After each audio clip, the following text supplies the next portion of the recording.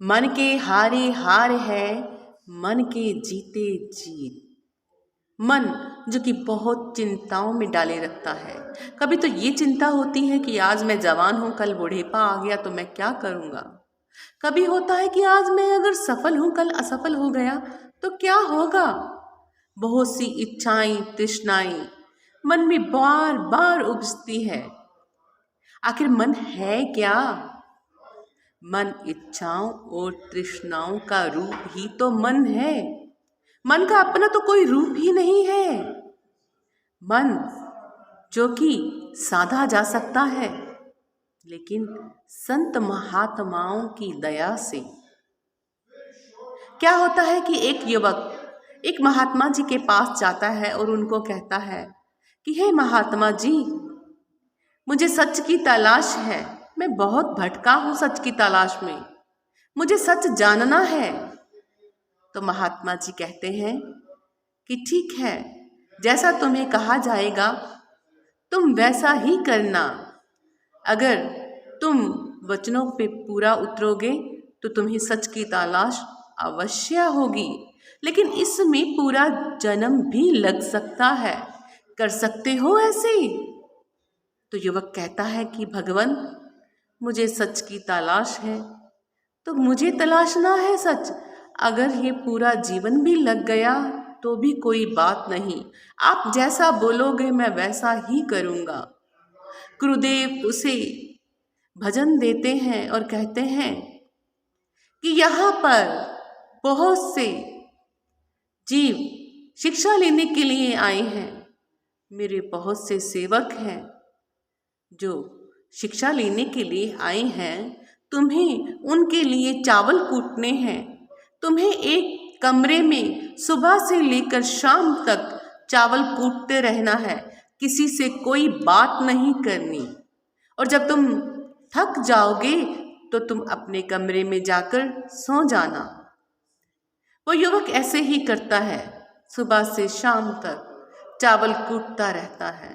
शुरू शुरू से तो बहुत से विचार उसके मन में आते हैं, कई बार बहुत इच्छाएं भी जागती हैं, लेकिन वो चावल कूटता रहता है और थक जाने पर वहीं सो जाता है।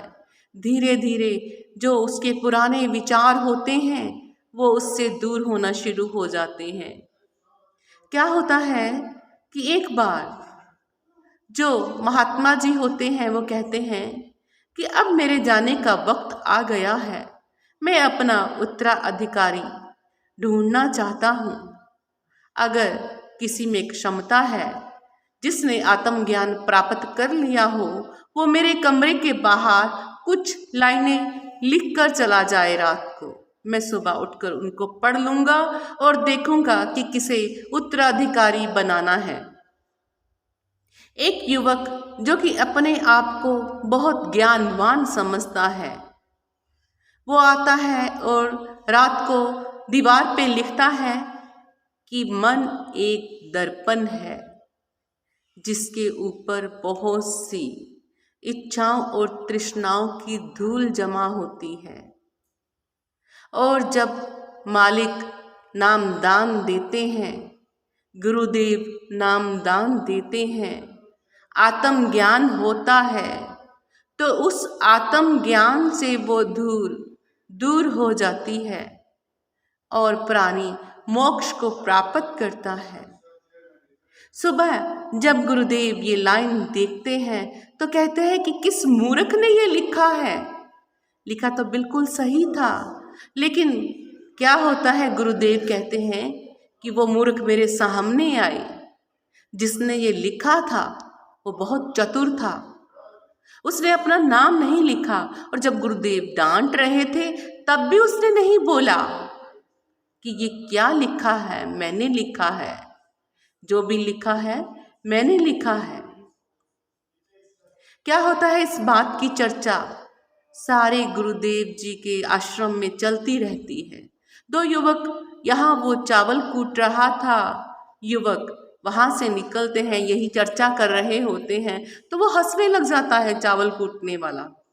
तो दोनों युवक आकर कहते हैं कि तुम हंस क्यों रहे हो, तुम्हें क्या पता कि आत्मज्ञान क्या होता है? कभी शास्त्र पढ़े हैं तुमने? तुम्हें कुछ ज्ञान है? तो वो कहता है, ज्ञान क्यों नहीं है? जो उसने लिखा क्या वो क्या ज्ञान की बात थी? तो वो दोनों युवक कहते हैं कि कभी पढ़ा लिखा तो है नहीं, मूर्ख प्राणी। अगर तुमने कुछ लिखना है तो आज रात को लिख देना। तो चावल कूटने वाला कहता है कि मैं तो अनपढ़ हूं, मैं कहाँ लिखूंगा, आप लिख दोगे तो मैं आपके साथ चलूंगा। तो क्या होता है, वो चावल कूटने वाला लिखवाता है कि मन ना तो कोई दर्पण है, ना मन का अपना कोई रूप है। मन तो एक वहम है जो इच्छाओं और तृष्णाओं से बना होता है। मन कुछ भी नहीं है, मन एक वहम है, भ्रम है। मोक्ष को पाने वाला इच्छाओं और तृष्णाओं से ऊपर उठ जाता है, उसी को आत्मज्ञान कहते हैं। जब गुरुदेव ये बातें लिखी देखते हैं, क्या होता है, वह दोनों युवक नीचे लाइनों के साथ लिख जाते हैं कि ये लाइनें चावल कूटने वाले ने लिखी है। तो गुरुदेव सारी बात समझ जाते हैं और उसके पास आकर उसे अपनी छड़ी और कटोरा देते हैं और कहते हैं कि तुम ही हो मेरे उत्तराधिकारी, तुम ही ने आत्मज्ञान प्राप्त किया है।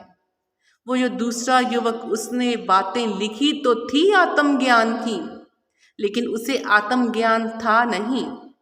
अगर उसे होता तो वो अपना नाम भी लिखता, क्योंकि उसने आत्मज्ञान को जाना ही नहीं, मोक्ष को प्राप्त किया ही नहीं।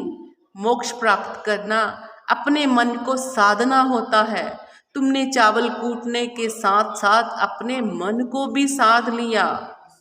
तुमने सिमरन भजन और चावल कूटने का जो काम था उसको एकाग्रता से किया।